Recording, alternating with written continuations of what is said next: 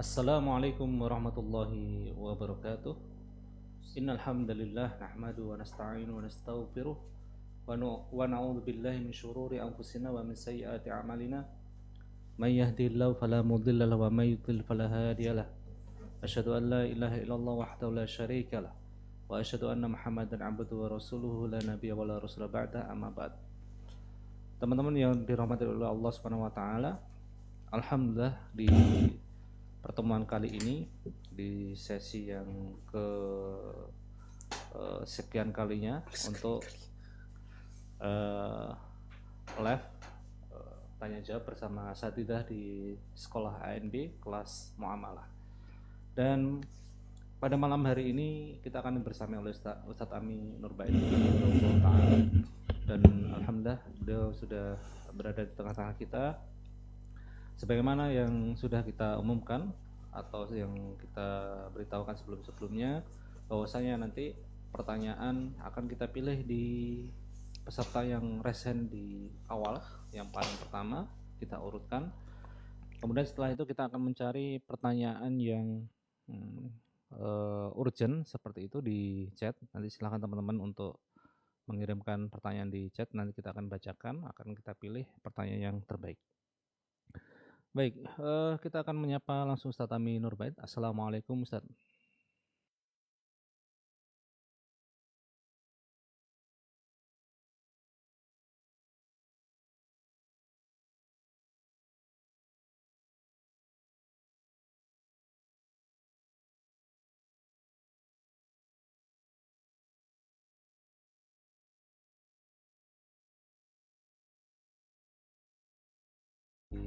Di grup, di kelas. Baik.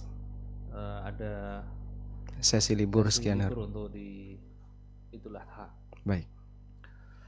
Kita langsung untuk memilih peserta atau? Baik, kita langsung mulai, silakan. Baik. Di sini ada yang resen, ada Bapak Mas Dani Forklift. Silakan untuk membuka mic-nya di sesi pertama pertanyaan.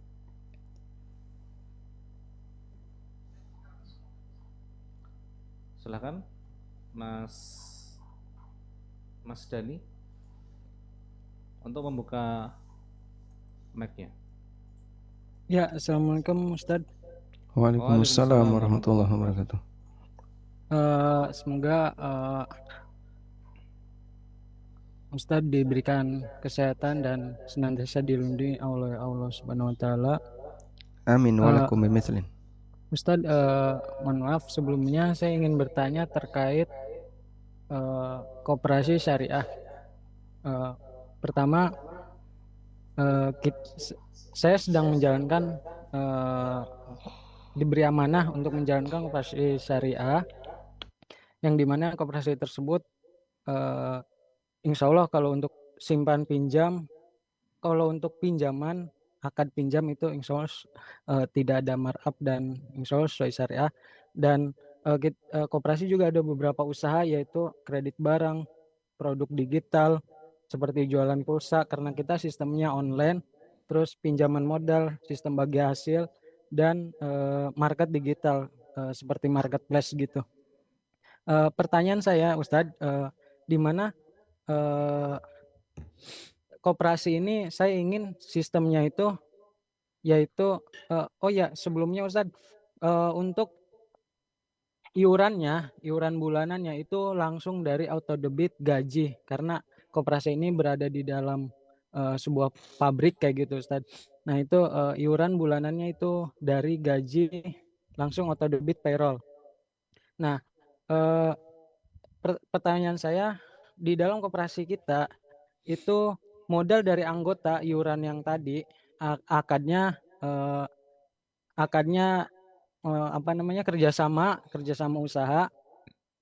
Nah uang modal tersebut itu sistemnya bisa naik Ustadz. Jadi uang tersebut dikonversikan ke lembar saham seperti itu sesuai dengan formula koperasi, dan nilai uangnya tersebut atau nilai saham tersebut itu naik sesuai dengan apabila banyak yang masuk uangnya itu akan naik, apabila banyak yang narik itu akan turun. Nah, pertama, apakah ini diperbolehkan? Dan jika diperbolehkan, apakah sudah benar kayak gitu, Ustaz? Dan jika tidak diperbolehkan, apakah ada solusinya agar sistemnya itu, sistem sahamnya itu naik turun seperti itu? Atau dilarang mutlak gitu? Kalau jika dilarang mutlak, saran dari Ustaz seperti apa? Seperti itu, Ustaz. Terima kasih. Jazakallah khair.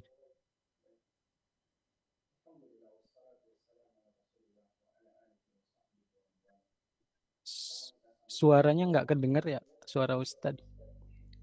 Alhamdulillah wassalatu wassalamu ala Rasulillah wa ala alihi wa sahbihi wa mawala. Suara jelas?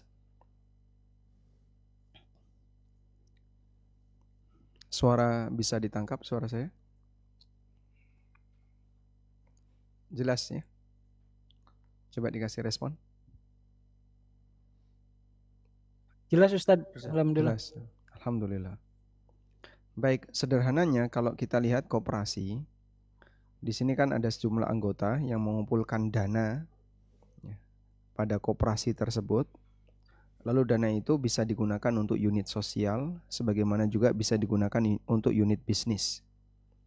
Unit sosial berarti sebagaimana namanya, maka tidak ada maksud dan tidak ada tujuan untuk mencari keuntungan. Dan ini bisa bentuknya dalam bentuk utang piutang. Sehingga koperasi memberikan utang, pinjaman, dana yang terkumpul kepada sebagian jamaah atau nasabah atau kepada sebagian anggota, dan nanti pengembaliannya utuh. Cuman sah-sah saja ketika unit sosial ini dihilangkan. Sehingga di sini sifatnya pilihan antara mau dibuat ada atau ditiadakan. Kemudian yang kedua adalah unit bisnis. Unit bisnis, koperasi bisa menyelenggarakan jual beli, baik barang atau jasa, secara kredit kepada anggota. Koperasi juga bisa menyelenggarakan permodalan untuk usaha pihak yang lain, saya sebut aja orang lain, dan seterusnya. Tayyib. Sampai di sini insya Allah tidak ada masalah ya. Dan tadi yang Anda ceritakan, baik bentuknya jual beli kredit barang atau jual beli software atau apapun yang seperti yang Anda sampaikan, tidak ada masalah. Karena pada prinsipnya jual beli dengan mengambil margin sesuai yang disepakati, hukumnya boleh. Nah, selanjutnya, bisa nggak dana peserta yang dimasukkan ke koperasi, ini dijadikan sebagai saham, sehingga saham ini bisa naik, bisa turun, tergantung suasana yang ada di koperasi. Ya mungkin saja demikian, tapi indikator naik turunnya siapa yang menentukan? Akan berbeda kalau kemudian ini ditaruh di pasar saham. Tapi kan nggak mungkin koperasi jadi PT, kemudian dia membuat perusahaan IPO, lalu sahamnya bisa ikut terlibat dalam trading saham. Karena koperasi bentuknya beda dengan perusahaan terbuka, beda dengan PT. Dan karena koperasi adalah boleh kita sebut kerjasama dari para anggota dan pengurus, maka lebih tepatnya akadnya di situ adalah dana peserta, itu lebih tepatnya akadnya wakalah bil istithmar. Wakalah bil istithmar. Peserta mewakilkan kepada pihak koperasi untuk mengembangkan dana tersebut. Wakalah berarti mewakilkan. Bil istithmar berarti mengembangkan, menginvestasikan. Nah, investasi itu bisa bentuknya di koperasi sendiri yang menjalankan atau kepada orang lain melalui permodalan. Kemudian nanti dari wakalah bil istismar ini kemudian ada bagi hasil. Nah, bagi hasil sesuai dengan persentase yang disepakati. Sederhananya kayak gini. Jadi lebih tepatnya koperasi bukan model saham yang bisa naik turun karena indikatornya nanti jadi nggak jelas. Naik turunnya siapa yang menentukan dan indikatornya apa? Kalau tadi disebut ketika banyak yang narik modal maka jadi turun, ketika banyak yang pasang modal jadi naik. Nah nanti penentu atau siapa yang menentukan naik turunnya kan harus masyarakat. Nah gimana cara menentukan itu kalau cuma dikendalikan oleh pengurus saja?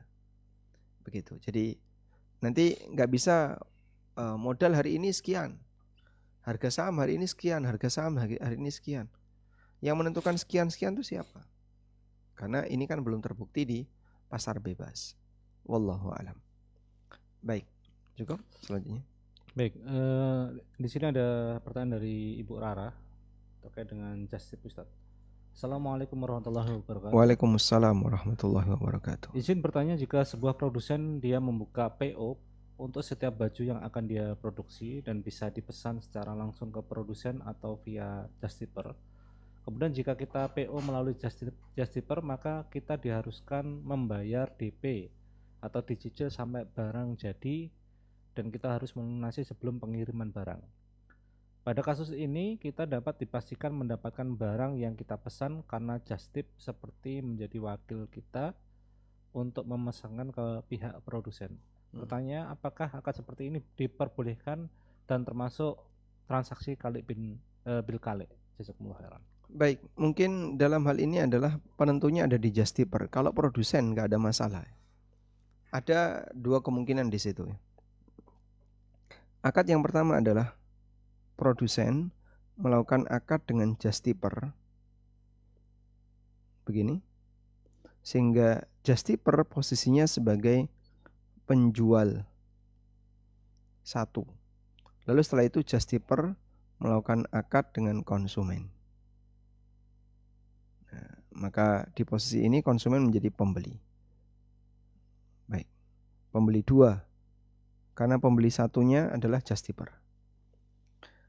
Nah, kalau seperti ini skemanya, di mana produsen baru mau melepas barang apabila just tipper bayar dulu atau beli dulu, berarti dia tidak bisa jadi wakil bagi produsen.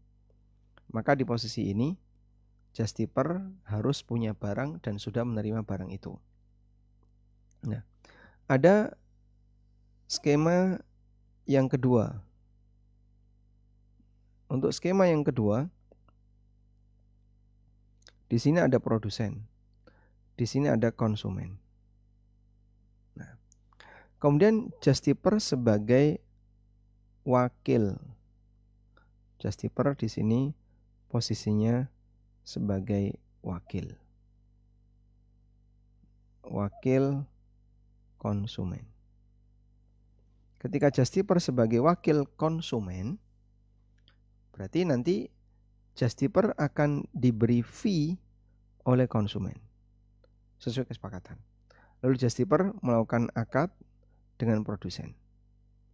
Nah, kalau seperti ini boleh ada DP.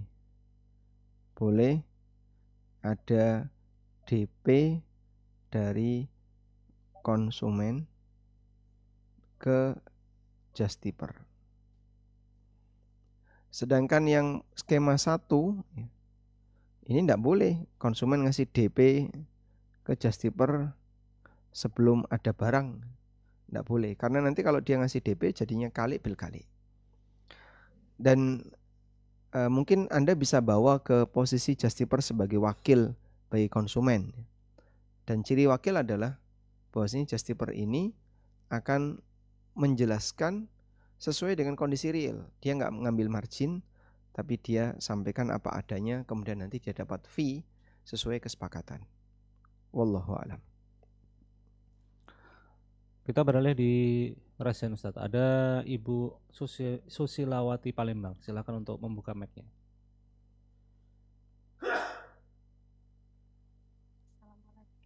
Silakan. Silakan Ibu Susilawati. Assalamualaikum warahmatullahi wabarakatuh. Waalaikumsalam warahmatullahi wabarakatuh. Silakan Ibu. Terima kasih Ustaz Waalaikumsalam. untuk waktu dan kesempatannya. Izin bertanya Ustaz terkait masalah wakaf. Bagaimana hukumnya jika di suatu sekolah setiap pertengahan tahun pelajaran selalu diadakan musyawarah program wakaf? Wakaf. Iya, wakaf. Hmm. Di Iya. mana biasanya sekolah menyebutkan beberapa kriteria yang dibutuhkan atau kebutuhan sekolah. Lalu komite sekolah dengan semua wali murid yang ada bermusyawarah sendiri dan memilih dan menentukan sendiri wakaf apa yang ingin mereka berikan ke sekolah. Dan ketika seluruh wali murid tersebut memutuskan ingin memberikan wakaf berupa laptop yang digunakan untuk kegiatan nobar melalui layar proyektor di sekolah sesuai dengan kebutuhan yang telah disampaikan sekolah. Jika seiring berjalannya waktu dan ketika wali murid tersebut yang sudah berwakaf sudah pindah ke sekolah yang lain, laptop sekolah yang bukan wakaf wali murid mengalami kerusakan total sehingga sekolah berinisiatif memultifungsikan laptop wakaf tadi selain untuk nobar juga untuk mengerjakan tugas administrasi sekolah. Apakah itu diperbolehkan? Dan seiring berjalannya waktu lagi, sekolah tersebut mendapat bantuan berupa laptop baru dan TV smart untuk menonton, sehingga anak-anak lebih sering menggunakan TV smart itu untuk nobar ketimbang menggunakan layar proyektor, dan layar proyektor pun hanya digunakan untuk kegiatan parenting saja. Tapi tidak lagi menggunakan laptop wakaf tadi, hanya menggunakan laptop yang baru karena proses kerjanya lebih cepat. Pertanyaannya, apakah itu diperbolehkan menggunakan laptop wakaf yang sudah diakadkan tadi untuk nobar dialihfungsikan ataupun dimultifungsikan kegunaannya untuk yang lain?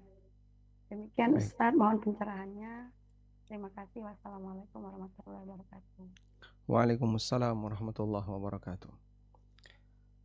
Mengenai penggunaan wakaf, yang paling menentukan mau dipakai untuk A, B, C adalah persyaratan yang diajukan oleh wakif. Apabila wakif mereka sepakat ini untuk nobar, tidak boleh untuk yang lain, ya maka harus gunakan sesuai dengan amanah yang diberikan oleh wakif. Karena itu, jika wakif menghendaki mau dipakai untuk yang lain karena tuntutan kondisi seperti tadi ya, sehingga tidak hanya dipakai untuk nobar tapi dipakai untuk mengerjakan tugas sekolah dan seterusnya, selama wakif setuju bisa. Selama para wakif setuju, yaitu para wali santri dalam hal ini, mereka setuju, boleh-boleh saja. Dan mungkin kami sarankan kalau wakaf itu jangan terlalu terbatas fungsi itu hanya untuk ini, karena kegiatan itu tidak selamanya ada. Tapi kalau fleksibel, sudahlah kita wakafkan untuk sekolah, yang penting pokoknya untuk kegiatan bermanfaat, bukan yang sifatnya pribadi, itu akan lebih luas jangkauannya, sehingga mau dipakai untuk nobar, mau dipakai untuk ini dan seterusnya bisa. Atau Anda menyebutkan prioritas untuk nobar, tapi tidak hanya nobar saja, bisa juga untuk yang lain. Itu akan lebih baik agar tidak membatasi posisi objek wakaf. Wallahu a'lam. Baik, kita beralih di chat Ustaz. Ini ada Bapak Muhammad Yazid Irham Robani, beliau bertanya. Assalamualaikum Ustaz. Waalaikumsalam warahmatullahi wabarakatuh. Izin bertanya, bagaimana cara yang benar untuk mengetahui indikasi penggunaan barang jualan yang berpotensi haram digunakan seperti pisau, atau bagaimana pula ini maksudnya kemungkinan barang yang berpotensi untuk digunakan sesuatu yang haram, Ustaz. Seperti pisau atau sejenisnya, Dan bagaimana cara penanganan harta yang diperoleh dengan cara yang haram? Apakah dimusnahkan atau disalurkan kemana, Ustaz? Jazakumullah khairan. Ini kayaknya ada 2 poin, Ustaz. Baik, kalau yang pertama indikatornya bisa pengakuan dari pembeli atau ada indikator kuat yaitu suasana. Suasana itu misalnya Anda kenali kondisi pembeli kok kayak gini orangnya, kayak preman misalnya, dan mungkin pisau itu akan dipakai untuk kejahatan. Atau lingkungan masyarakat yang ketika itu cukup bisa dijadikan indikator bahwasanya ini tujuannya untuk sesuatu yang buruk. Jika demikian yang terjadi, maka kami sarankan agar Anda tidak menjual kepada yang bersangkutan. Karena itulah dilarang untuk menjual senjata pada saat terjadi chaos. Ada satu ungkapan, saya lupa nama sahabatnya ya. Ubadah bin Samit mungkin ya, antara Ubadah bin Samit. Beliau pernah mengatakan, naha an-nabiy sallallahu alaihi wasallam an bai'is silah waqtal fitnah. Nabi sallallahu alaihi wasallam melarang untuk transaksi senjata waqtal fitnah pada saat terjadi chaos. Karena ada kemungkinan senjata itu akan dipakai untuk melukai kaum muslimin atau membunuh kaum muslimin. Sehingga dalam situasi itu kita tidak boleh ikut terlibat, termasuk diantaranya adalah menjual barang yang bisa berpotensi untuk maksiat.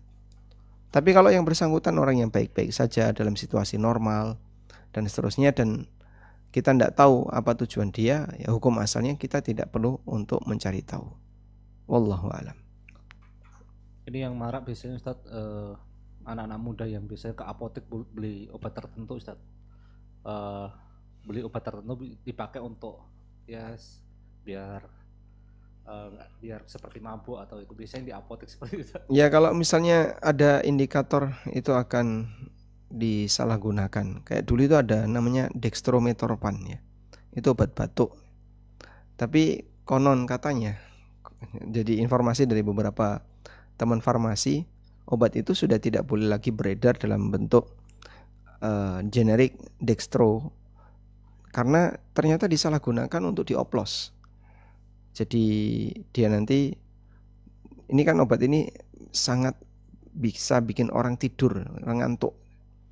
Jadi dioplos sehingga untuk mendem, untuk mabuk. Nah kalau tahu seperti itu ya tidak boleh. Alhamdulillah pemerintah sudah menutup peredaran dextro dan hanya boleh jika dicampurkan di obat yang lain. Wallahu a'lam. Baik, kita beralih lagi di resen, Ustaz. Ya, ada Ibu Irma Kurnia. Silakan untuk membuka mic-nya, Ibu.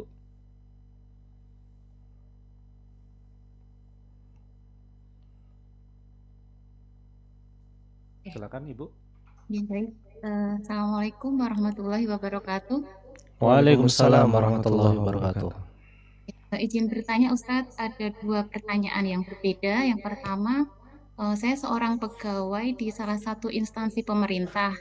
Kemudian pembayaran tunjangan kinerja atau gaji dibayarkan melalui bank syariah. Bank tersebut memberikan benefit kepada kantor berupa fasilitas atau manfaat kepada pegawai, diantaranya berupa senam yang diselenggarakan setiap bulan dengan ada snack. Kemudian ada lagi benefit lainnya yaitu bebas biaya administrasi transfer ke semua bank dan beberapa benefit lainnya. Apakah boleh menerima benefit tersebut bagi kami, bagi pegawai? Itu yang pertama. Kemudian yang kedua, kantor mengadakan RAT dan mendapatkan SHU. Pendapatan SHU tersebut berasal dari jasa simpan pinjam, kemudian fotokopi dan toko. Apakah SHU tersebut boleh digunakan? Jika tidak boleh, sebaiknya disalurkan ke mana? Mungkin itu saja. Mana yang dominan untuk SHU koperasi?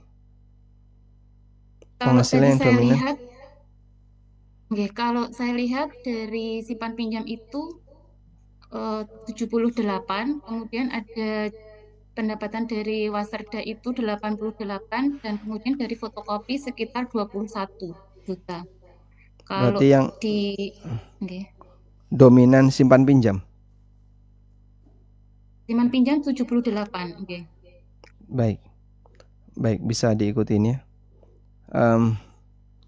Kalau kita bahas terlebih dahulu untuk yang koperasi, jika Anda bisa memastikan bahwasanya koperasi ini dominan untuk simpan pinjam dananya, berarti SHU-nya adalah SHU dari jasa simpan pinjam. Tadi bahkan disebutkan ini mencapai 78%. Cukup dominan. Dan dengan demikian, maka jika bisa ditarik, Anda tarik, artinya mundur dari koperasi seperti ini. Yang kedua, jika tidak bisa, maka minimal cukup Anda ambil pokoknya saja. Jadi dari SHU ambil pokok. Nah,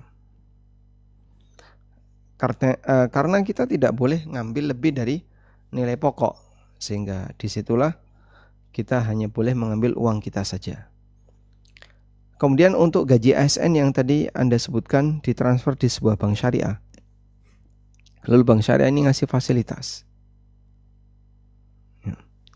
Fasilitas yang diterima oleh orang yang punya dana di bank sebagai kompensasi karena dananya ada di bank, maka ini masuk kategori manfaat karena utang piutang. Jadi fasilitas melebihi normal yang disediakan bank, Nah, yang seperti ini melebihi normal disediakan bank, ini bisa masuk jasa karena akad utang.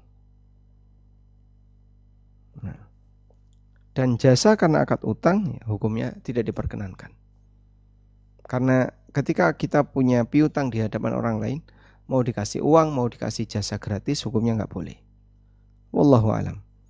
Melebihi normal itu, ya contohnya, misalnya tadi perlakuan khusus, ada senam, kemudian snacknya dari pihak bank, lalu ada perlakuan khusus yang lebih normal. Kalau yang normal misalnya ruangannya ber-AC, itu normal. Kemudian dilayani sama petugas, sama pihak satpam misalnya, itu normal. Tapi kalau sampai dia dikasih tambahan lebih dari itu, ya itu nggak normal. Dan hadiah karena akad utang piutang ya masuk kategori riba. Wallahu alam. Oleh karena itu mungkin Anda bisa mengambil pilihan untuk tidak terlibat ketika ada layanan yang diberikan oleh bank di luar kebutuhan pokok kegiatan menabung di bank atau naruh uang di bank. Wallahu alam.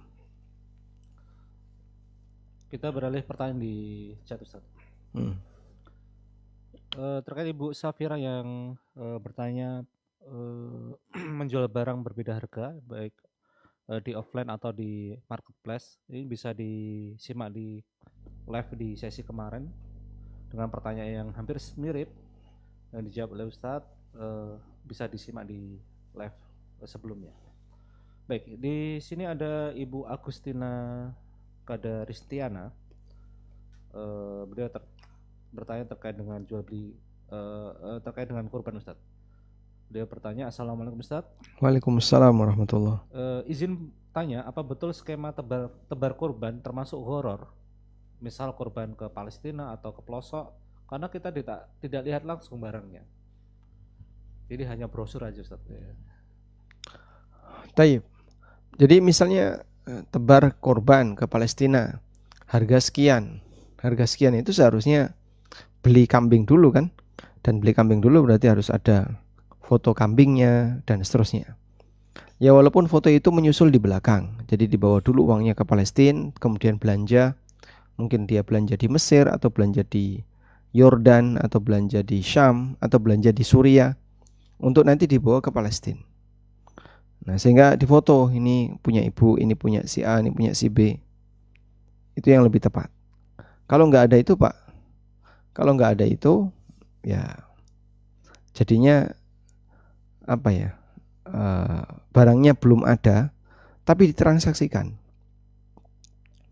Kecuali kalau sifatnya titip. Jadi mungkin yang lebih tepat itu adalah titip. Saya titip kepada relawan Pokoknya saya ridho berapapun harganya. Kalau ada sisa silakan diambil, kalau kurang nanti bilang saya bayar tambahannya.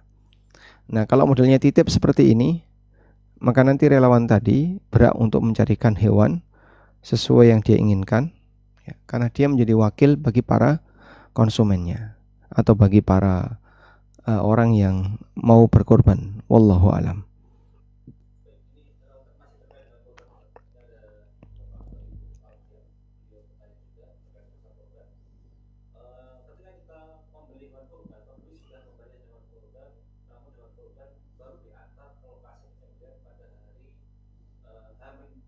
Mm-mm.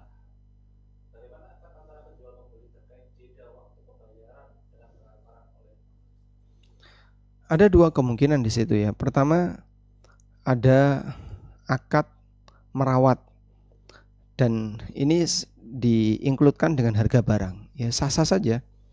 Jadi nanti saya rawat sampai hari H.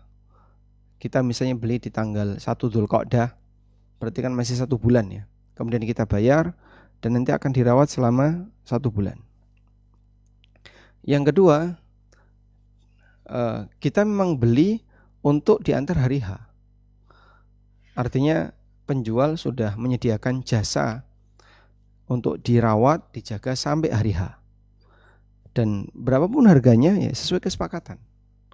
Artinya mau dipisahkan antara biaya merawat dan biaya kambing atau biaya sapi, sah-sah saja, dan disatukan juga sah-sah saja.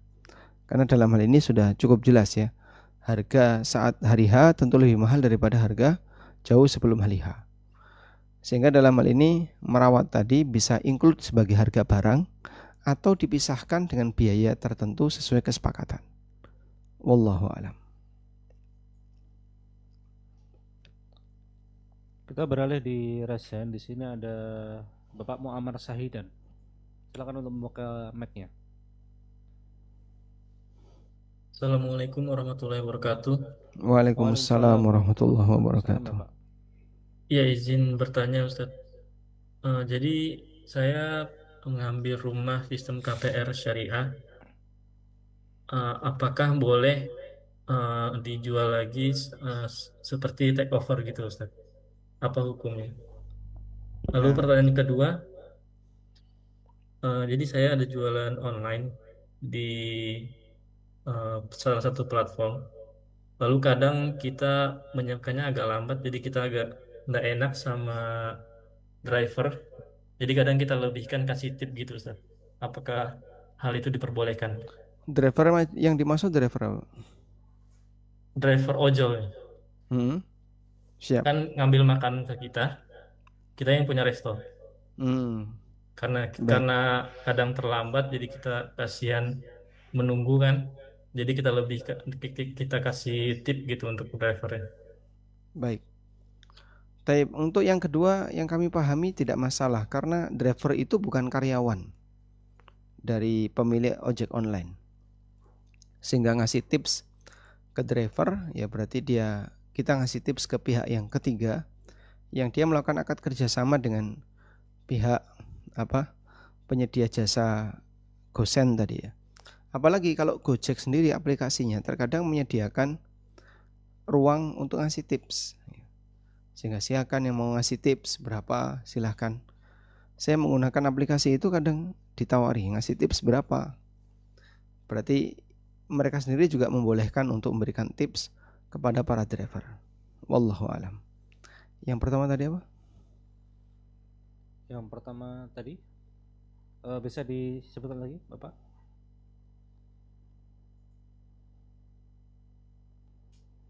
Baik, kita lewati dulu. Take over, saya ambil KPR. Baik, take over KPR ya. Take over KPR insya Allah tidak masalah. Jadi terlepas dari KPR-nya sendiri yang itu berkasus ya. Tapi bagi mereka yang sudah berkasus rumah seperti ini, bolehkah di take over ke orang lain? Jawabannya boleh. Karena berarti rumah itu kan sudah jadi milik Anda, sudah Anda beli.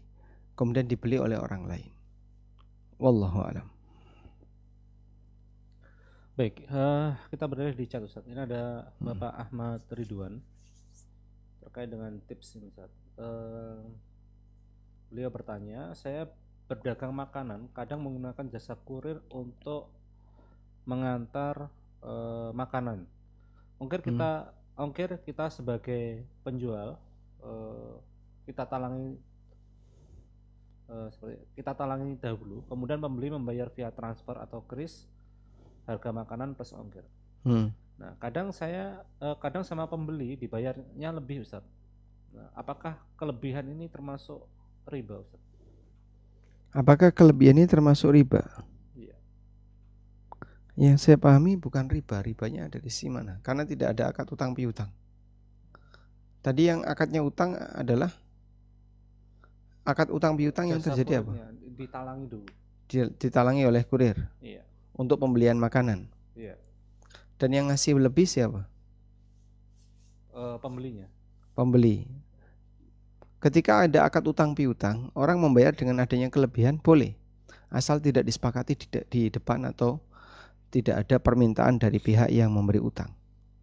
Sehingga insya Allah tidak masalah. Baik. Kita beralih di rasen lagi, Ustaz. Ini ada Bapak Yusuf. Bapak Yusuf, silakan untuk membuka mic-nya.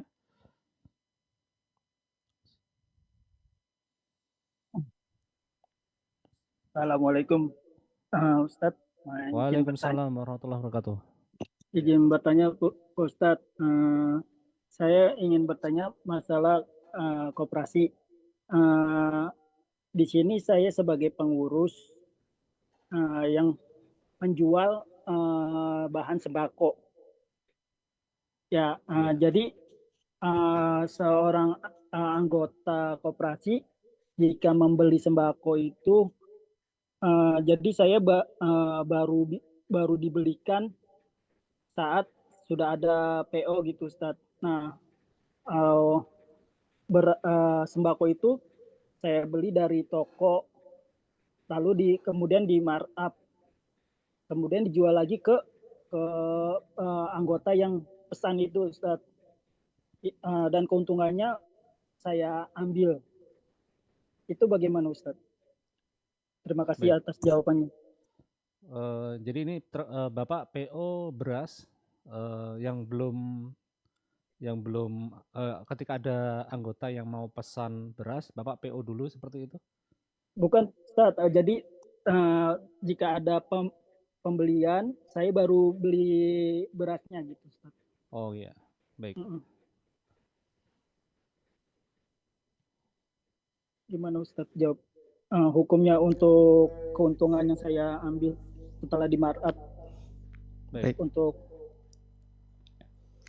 Tayyib. Kata kuncinya begini, kita boleh menjual ketika kita sudah membeli barang itu, satu.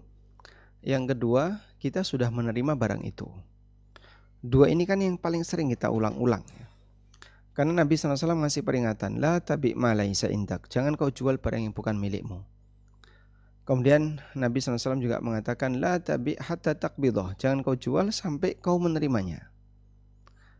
Lain halnya kalau Anda adalah produsen atau sudah memiliki barang itu, tapi kalau posisi kita adalah beli dari orang lain, lalu kita jual ke orang lain, maka seharusnya kita sudah memilikinya dan kita sudah menerimanya. Kalau dua ini sudah terpenuhi, insya Allah tidak masalah. Nah, bagaimana kalau misalnya kita baru melakukan pengadaan barang apabila sudah ada pesanan, jadi ada konsumen yang sudah pasti, sudah fix, baru kita mengadakan pengadaan barang. Seperti itu boleh, asal konsumen tidak diikat dengan ikatan apapun. Dalam arti tidak boleh diminta DP, tidak boleh ada akad, karena kalau dia bayar DP sudah ada akad, maka nanti jadinya adalah jual beli kalik bil kalik. Dan kita tahu, kita sepakat bahwa jual beli kalik bil kalik hukumnya terlarang. Di posisi ketika konsumen sudah melakukan akad dengan penjual, sementara penjual belum punya barang, kemudian sudah dibayar sebagian, tidak bayar tunai, dan sudah mengikat, kalau seperti itu jadinya kalik bil kalik. Maka Anda bisa demikian seperti yang tadi Anda ceritakan, tapi di posisi konsumen itu belum bayar apapun dan tidak ada ikatan apapun. Sehingga kalau dibatalkan sepihak oleh konsumen, penjual nggak boleh dia protes. Sebab dalam posisi ini konsumen dia belum melakukan akad dengan penjual selama barangnya belum ada. Wallahu a'lam. Makasih Ustaz. Barakallahu fiik. Ini kalau kamu Baik, kita beralih di chat Ustaz. Ini ada Bapak Maskoro Suyudi. Beliau bertanya terkait dengan makelar barang. Assalamualaikum Ustadz. Waalaikumsalam warahmatullahi. Izin bertanya, saya ini kan pedagang motor, kadang ada maklar dadakan.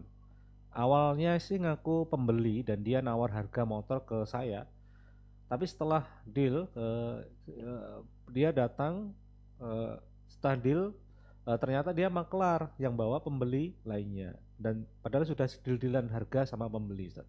Jadi selisih harga yang terbentuk diminta oleh maklar tersebut, apakah diperbolehkan praktek yang semacam ini? Waalaikumsalam warahmatullahi.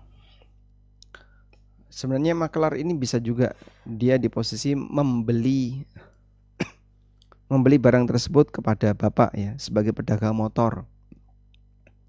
Setelah itu dia jual ulang ke konsumen.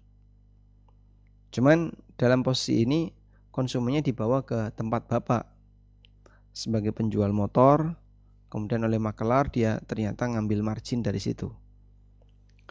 Baik, kalau memang demikian, sebenarnya kan orang tidak boleh menjual barang ke orang lain di tempat dia membeli barang itu. Ya, kalau maklar ini bertransaksi dengan konsumennya di tempat bapak berdagang motor, ya ini bermasalah jadinya. Kenapa? Karena dia menjual di tempat di mana dia membeli dan itu masuk dalam larangan hadis Nabi SAW, sebagaimana yang disebutkan dalam keterangan Zaid bin Thabit. Taib. Kemudian yang boleh gimana? Maklar jadi wakil bagi penjual. Sehingga Anda bisa sampaikan ke maklar itu, kalau seperti ini biar kamu aja yang jualin barang saya, nanti kamu saya kasih persentase sekian. Atau saya terima bersih sekian, kau boleh jual lebih dari itu. Bisa juga demikian. Dan seperti ini kembali kepada kesepakatan. Wallahu a'lam. Kita beralih di resen, Ustaz. Ada Ibu Dwi Endah, silakan untuk membuka mic-nya. Assalamualaikum Ibu Dwi Endah. Baik, silakan. Anda sudah terbuka mikrofonnya? Coba. Silakan Ibu, sudah terbuka mic-nya, mikrofonnya udah terbuka. Silakan untuk mengajukan pertanyaan.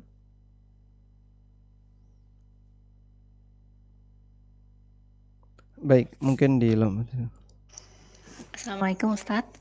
Waalaikumsalam warahmatullahi wabarakatuh. Izin bertanya, bagaimana hukum membeli paket langganan Shopee yang untuk mendapatkan gratis ongkir dan mendapatkan diskon? Terus itu berlangganannya diperpanjang setiap bulan. Apakah boleh? Kemudian nilainya berapa itu paket langganan? 14.900, 15.000 lah, Tat. Kecil ya? Iya. Kemudian yang pertanyaan kedua, bagaimana hukumnya membeli voucher makanan di aplikasi TikTok? Vouchernya itu kalau misal tidak kita pakai bisa di-refund uangnya. Itu saja Ustadz. Jazakallah khairan. Baik. Barakallahu fikum. Untuk yang pertama ya. Jadi pada asalnya voucher seperti ini kan jadinya gharar. Kenapa gharar? Karena ada ketidakjelasan apakah nanti akan Anda manfaatkan atau tidak. Misalnya saya sudah beli voucher tersebut, ternyata saya nggak pernah ngirim, nggak pernah apapun, sehingga nggak dapat gratis ongkir, nggak pernah ini, maka saya rugi nilai sekian. Sebaliknya ketika saya beli dan saya sering melakukan itu, maka saya untung. Sehingga ada dua kemungkinan. Cuman di sini karena nilainya hanya 14.000 atau 15.000, nampaknya kalaupun gharar jadinya gharar yang kecil. dan gharar kecil hukumnya diperbolehkan. Wallahu alam.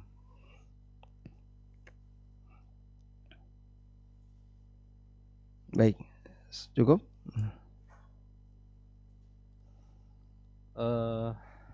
Masih di resen Ustaz. Baik, silakan. Ada Bapak Fajar Andriansah, silakan untuk membuka mic-nya. Ya, bismillahirrahmanirrahim. Assalamualaikum warahmatullahi wabarakatuh, Ustaz. Waalaikumsalam warahmatullahi wabarakatuh. Ya, syukron jazakallah Ustaz atas waktunya Barakallah. dan kesempatannya. Ini saya bertanya tentang masih di konsep dua harga ya Ustaz, yang saya mungkin agak lebih perjelas sedikit. Ada harga tempo lebih mahal, harga cash lebih murah. Tapi yang kan waktu itu Ustaz bilang di live yang sebelumnya, dia menentukan ketika sudah tahu dan disepakati di saat itu gitu. Nah tapi kondisinya kadang-kadang dia menentukan setelah dia berdiskusi dengan manajemennya gitu. Jadi beberapa minggu atau beberapa hari setelah itu. Tapi dia sudah tahu ada tempo harga mahal dan tempo harga dan cash harga murah. Kalau seperti itu bagaimana Ustaz gitu? Nah, itu yang pertama. Terus yang kedua, maksudnya gimana Pak? Menentukannya rapat dulu. Setelah. Iya, setelahnya itu Ustaz. Setelah tahu berarti harganya itu. Dealnya kapan? Dealnya setelahnya. Mereka belum, karena kan yang mendapatkan itu kan staff purchasing biasanya. Staff purchasing. Nah, staff purchasing ini deal dengan supplier tadi kapan? Tidak saat dia tahu harga itu, setelahnya Ustaz. Entah minggu depan. Setelah dapat persetujuan dari atasan. Benar. Oh, baik. Jadi kan begitu pada saat dia ketemu pertama itu berarti di tahap penawaran. Ada beberapa variasi harga tapi di tahap penawaran. Nanti dealnya ya nanti setelah dirapatkan lalu dapat ACC dari atasan baru jadi beli. Iya. Jadi ketika jadi beli kan berarti tinggal satu harga. Mau harga mana yang dipilih? Oh iya, benar Ustaz. Berarti itu masih boleh ya Ustaz? Insya Allah tidak masalah. Lain halnya kalau ya sudah ini saya ambil ya. Terus harganya berapa? Ada nanti tergantung istri saya mau milih yang mana. Tapi dia sudah deal. Nah itu beda lagi. Nah Ustaz, ya 6. Satu lagi Ustaz. Ini mengenai tadi tolong menolong dalam kemaksiatan. Saya cuma ingin memperjelas saja. Jadi saya kan supplier makanan Ustadz, dan salah satu klien saya adalah klub malam. Nah gitu. Itu tapi barang yang saya jual itu 100% insya Allah halal, dan akadnya kita juga tidak ada yang bermasalah. Cuman saya masih agak ragunya di tempatnya itu Ustaz. Apakah itu masuk dalam tergolong tolong menolong dalam kemaksiatan? Syukron jazakallah khairan. Baik. Kalau itu lembaga maka mungkin masuk kategori tolong menolong. Tapi kalau individu beda lagi.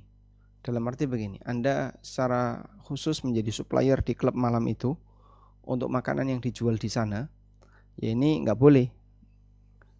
Tapi lain halnya kalau misalnya ada tukang maksiat yang sering main di klub malam itu, beli di warung Anda, ya sah-sah saja. Maka bedakan antara melayani instansi dengan melayani individu yang terlibat di instansi itu. Nah, kalau sebatas Anda melayani individu yang terlibat, insya Allah tidak masalah. Wallahu a'lam.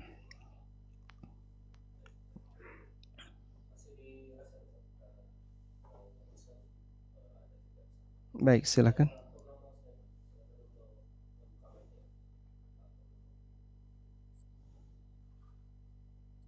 Assalamualaikum. Waalaikumsalam warahmatullahi. Selamat malam Ustadz. Malam Pak Prono. Ya. Izin bertanya Ustadz, ini saya dapat amanah dari teman saya untuk menjualkan sebidang tanahnya Ustadz. Jadi sebidang tanah itu bisa rencananya mau saya pecah Ustadz, tapi sesudah sepengetahuan teman saya juga. Mm-mm. Itu luasnya sekitar 200 meteran. Mau saya bagi dua, yang satunya mau saya pakai sendiri, yang satunya saya bantu jualkan gitu Ustadz. Tapi Mm-mm. dalam bantu jualkan itu juga saya istilahnya meng-up harganya gitu Ustadz. Dan Mm. itu sepengetahuan teman saya juga. Dia Apakah setuju itu dengan itu, diperbolehkan Ustadz? memberikan meng-up harga, Bapak melakukan itu dan setuju. Setuju Ustadz. Ya, baik. Jika demikian insya Allah tidak masalah. Yang penting ownernya setuju atau pihak yang berwenang dalam hal ini setuju. Oh, oke. Baik. Alhamdulillah. Cukup ya, Bapak? Ustadz. Boleh satu lagi Ustadz? Silakan. Untuk pengadaan Ustadz, untuk legalitas itu PT atau CV itu yang diperbolehkan ya Ustadz secara syariah gitu. Saya kurang maksudnya kalau secara peraturan duniawi saya nggak paham mau CV maupun PT. Anggaplah misalnya dua-duanya bisa, maka bagi kita mau CV mau PT dua-duanya boleh. Oh gitu. Tapi secara syariat? Secara syariat intinya kan akad kerjasama Pak. PT bisa, CV juga bisa. Atau ada orang punya usaha dagang, kemudian dia harus mengajukan persyaratan yang ditetapkan oleh pemerintah. Ya menyesuaikan saja. Oh ya, oke siap Ustadz. Terima kasih Ustadz. Baik, barakallahu fiikum. Baik, kita masih di Rashan, ada Bapak atau Ibu Sulfiani Mahir. Silakan untuk buka mic-nya. Assalamualaikum warahmatullahi wabarakatuh Ustaz. Waalaikumsalam warahmatullahi wabarakatuh. Izin bertanya Ustaz, kami ada syirka dengan pengelola dengan akad mudharabah. Kerjasamanya itu 5 tahun. Dalam syirka tersebut terdapat poin perjanjian bahwa berakhirnya kerjasama maka seluruh aset tangible akan dijual dan hasil penjualan akan dibagi sebagai keuntungan kepada pengelola dan pemodal sesuai persentase bagi hasil yang disepakati. Anggap bahwa dalam 5 tahun itu seluruh modal dan dividen sudah dibagikan, namun di akhir kerjasama masih ada aset tangible yang akan dilikuidasi. Bagaimana hukumnya Ustaz jika pengelola mengambil bagian dari hasil penjualan tersebut sementara kita tahu aset tersebut milik pemodal? Baik.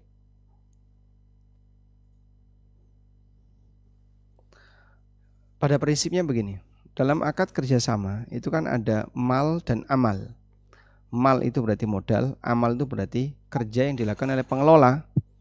Nah, ketika mereka berkongsi seperti ini, mengenai berapa nilai bagi hasil dan seterusnya, kemudian bagaimana proses likuidasi, kita mau jual lalu nanti hasilnya bagaimana, ini semuanya masalah teknis, masalah sistem, dan masalah teknis atau sistem kembali kepada kesepakatan.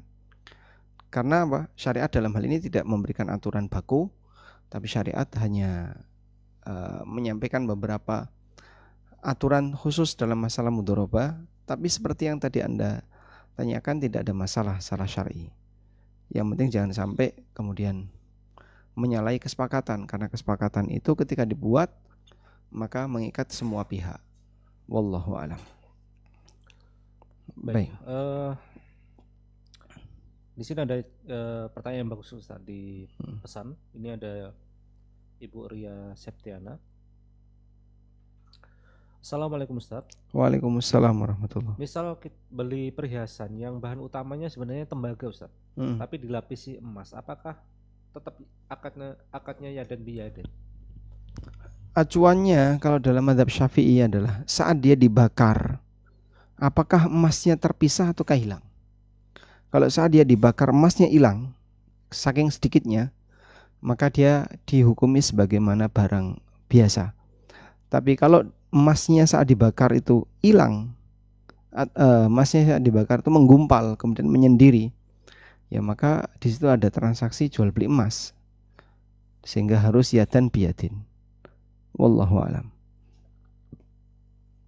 Baik, cukup misal.